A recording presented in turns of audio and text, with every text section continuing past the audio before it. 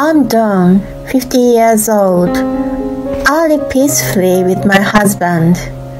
Until a few years ago, our lives were stormy. My mother-in-law Karen, who lived alone, became bedridden about 10 years ago. She tripped and fell at the entrance of her home and fractured her pelvis. She underwent 2 surgeries and spent quite a long time in the hospital. She was reluctant to undergo rehabilitation even though the muscles in her lower body had deteriorated.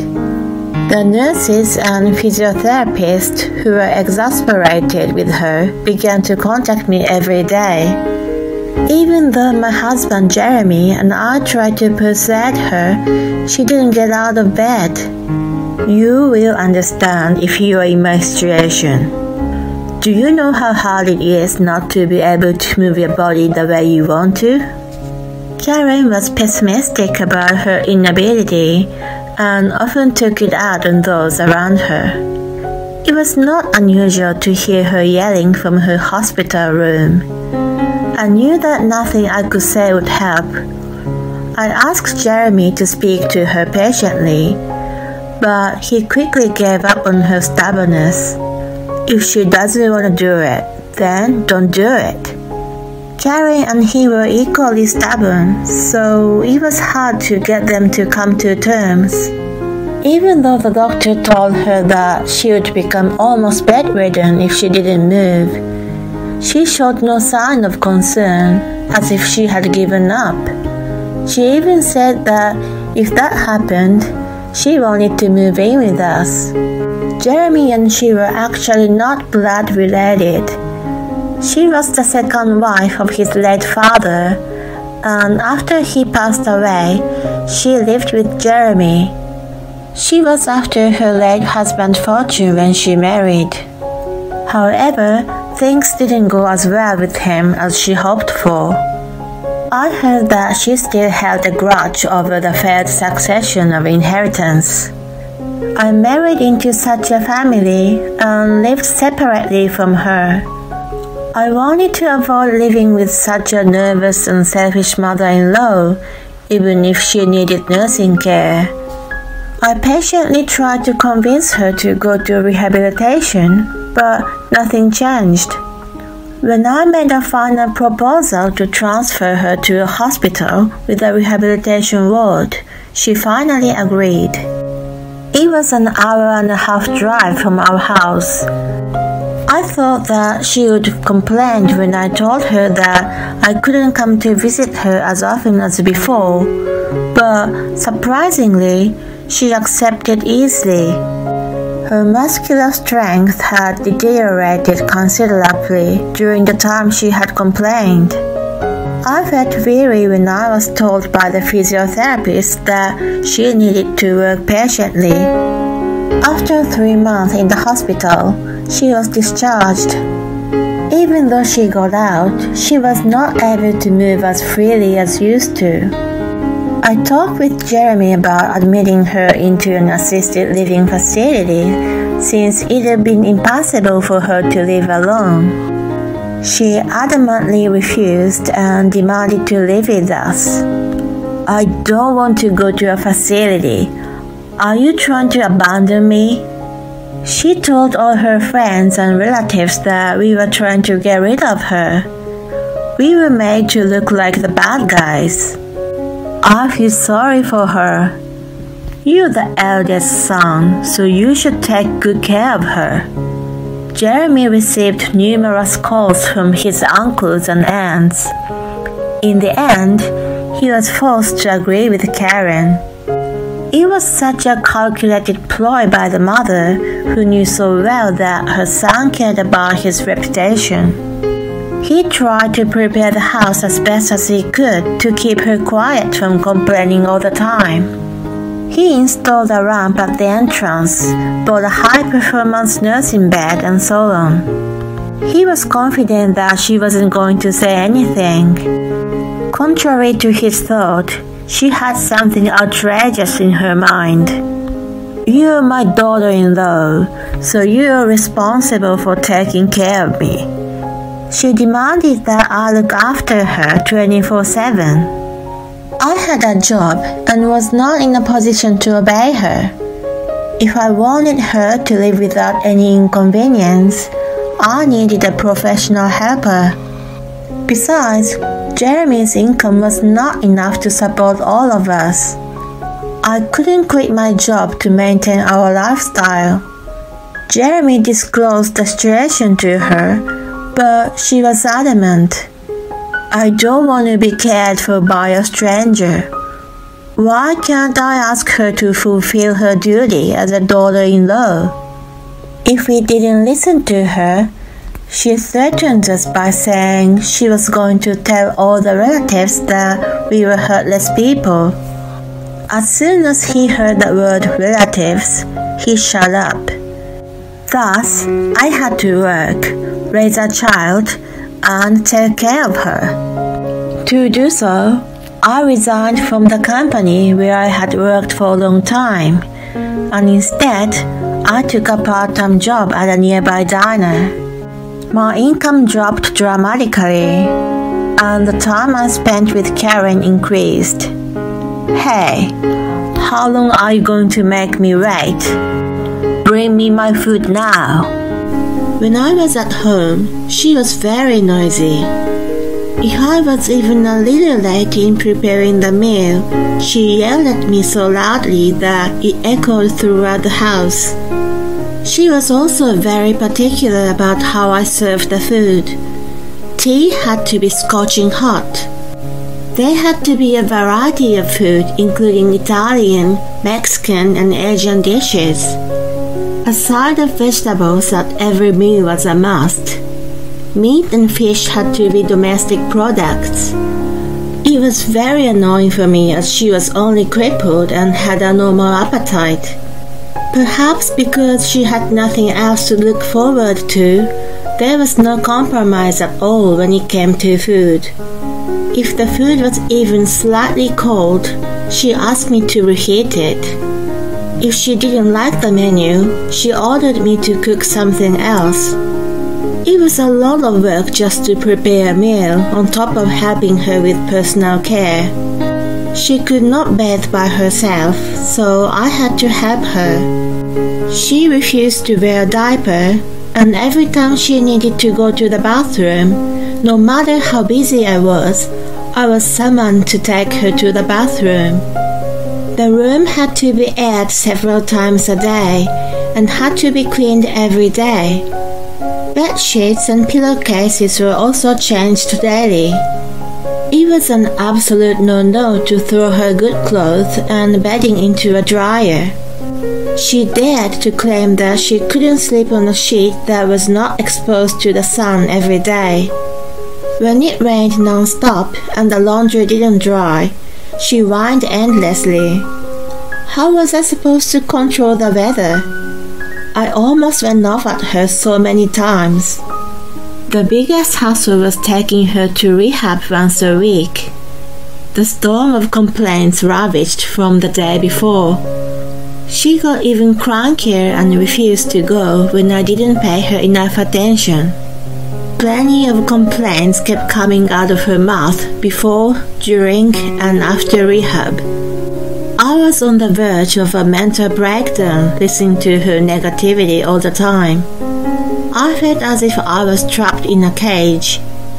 Jeremy and I repeatedly asked her if we could hire a helper. The answer was always negative. Don't you feel ashamed to ask a stranger to take care of your family member? She made it sound as if we were the wrongdoer. I continued to work like a servant in obedience to her. 5 years had passed since she moved in with us, and she suddenly changed her attitude. I've decided to hire a helper for myself.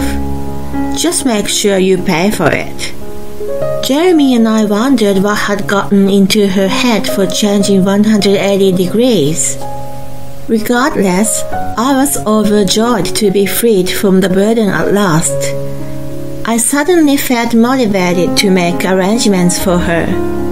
She did all the work, and everything was decided in no time.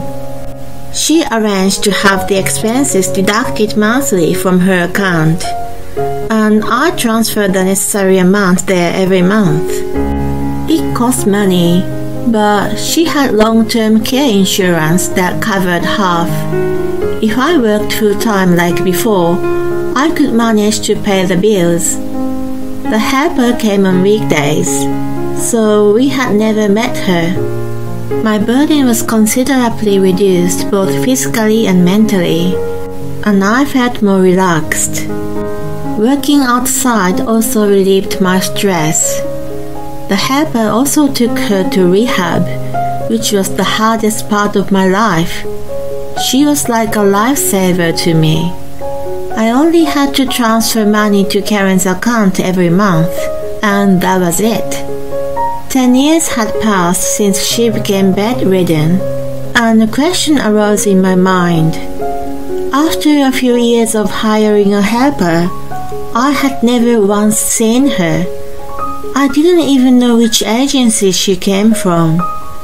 I had my doubts about whether the money was really being passed on to the helper. When I spoke to Jeremy about it, he vehemently agreed. I had been transferring expenses every month, but I had never checked to see if they had been debited. He asked Karen to show her bank activities, but she stubbornly refused, saying that it was a private matter. "You are trying to steal money from me." She turned away from him, and he could not find out. We couldn't even contact the helper as we never got the details. When our suspicions grew stronger, Jeremy suggested something. "Let's set these up to see if the helper is really here." He bought small cameras on his way home from work. After making sure Karen was asleep that night, we set them up in various places around the house. When we checked the recordings, our jaws dropped to the floor. A short time after we left for work, she got up from the bed like nothing was wrong with her. After stretching and moving her neck and shoulders to relieve stiffness, she walked out of her room without a care in the world. When she returned a little later, she had an ice cream in her hand. We were speechless at the sight of her sitting on the bed and eating it. She walked around the house and took a shower by herself.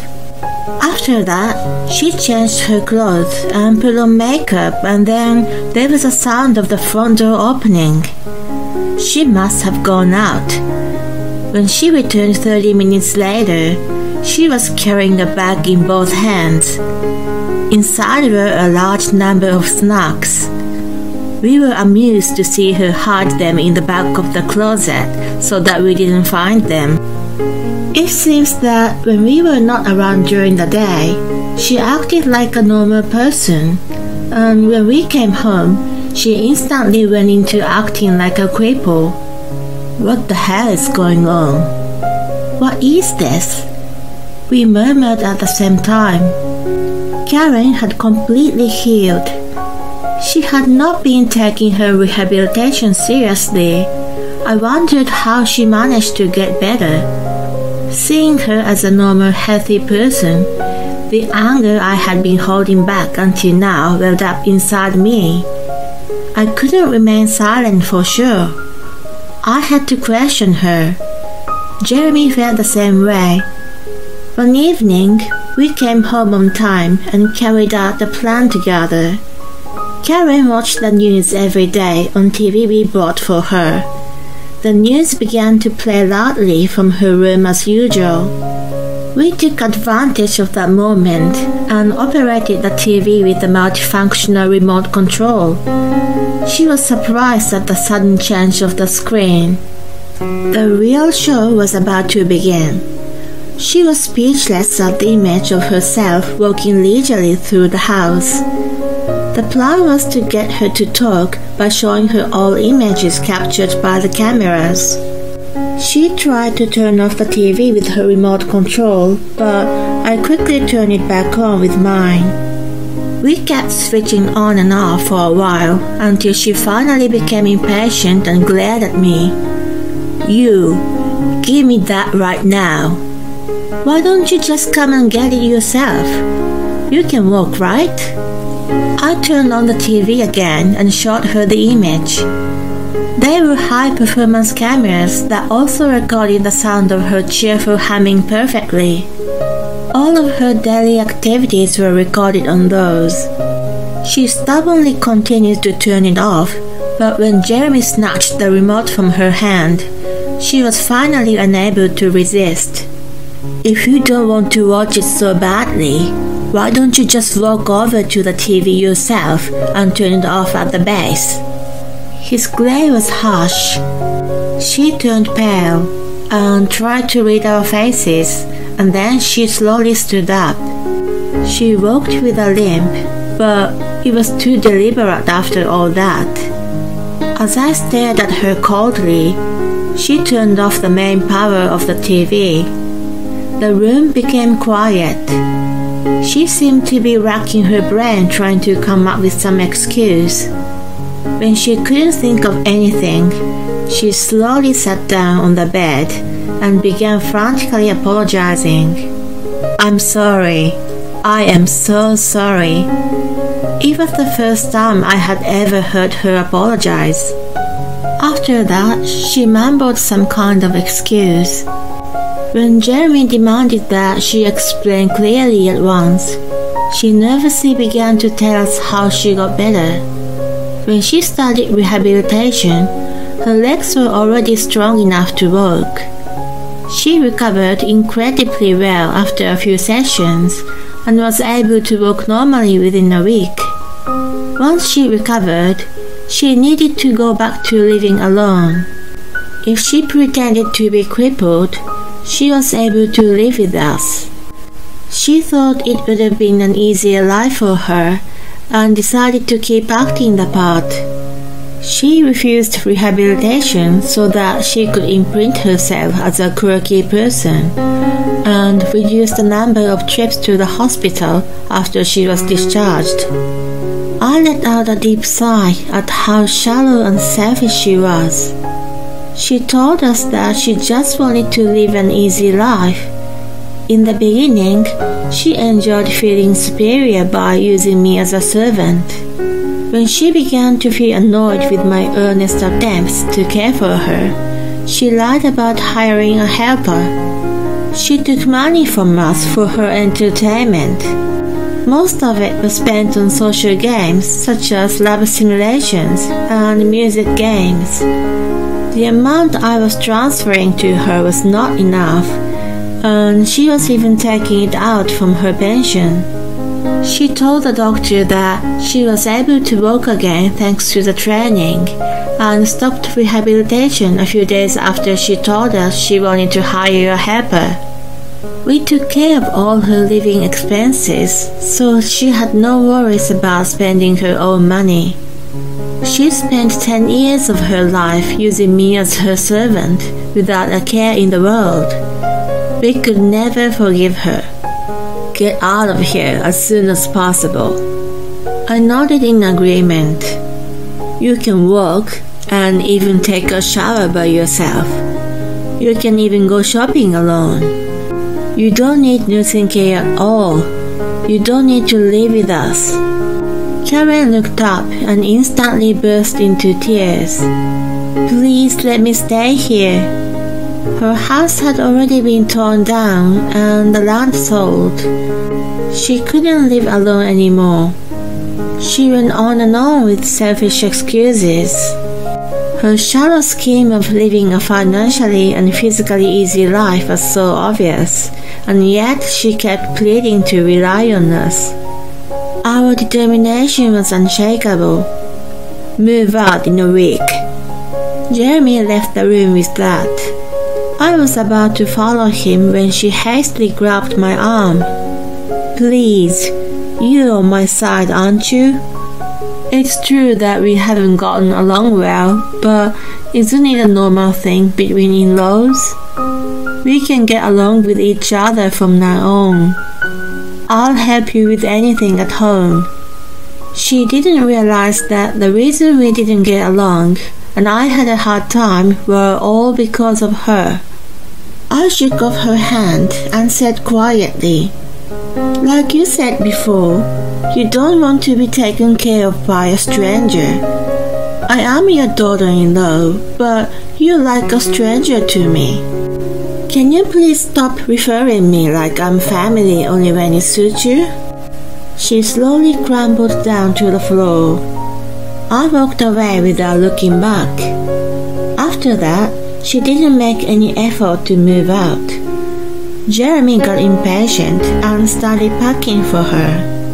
The sight of him stuffing her personal belongings into boxes was frightful, and she was unable to protest. She had rented a small apartment in a hurry, but she was going to have a hard time living on her pension alone. Even the money from selling the land was spent on stupid games, and she didn't have much left. She could no longer rely on us and asked for help from her friends and relatives. We had shown the recordings to all kinds of people, so no one was likely to give her helping hands. Everyone was furious to find out that she pretended to be physically disabled for 10 years. They refused to get involved with her in any way. Jeremy demanded she pays back the 10 years of living expenses and the money that was supposed to be paid for a helper.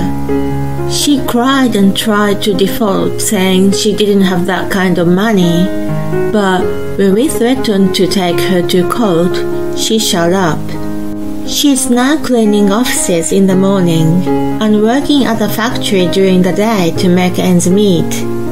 She pretended to be disabled for a long time and stole our time and money as much as she wanted. I'm sure she's suffering from the painful repercussions. What a pathetic end for a woman who married for money and tried to live comfortably by deceiving her son and his wife. We have been able to get back to our peaceful lives for the first time in 10 years. Even if Karen truly needs care in the future, we would not reach out to her. Well, if she's that tough, I'm sure she will live a long and healthy life.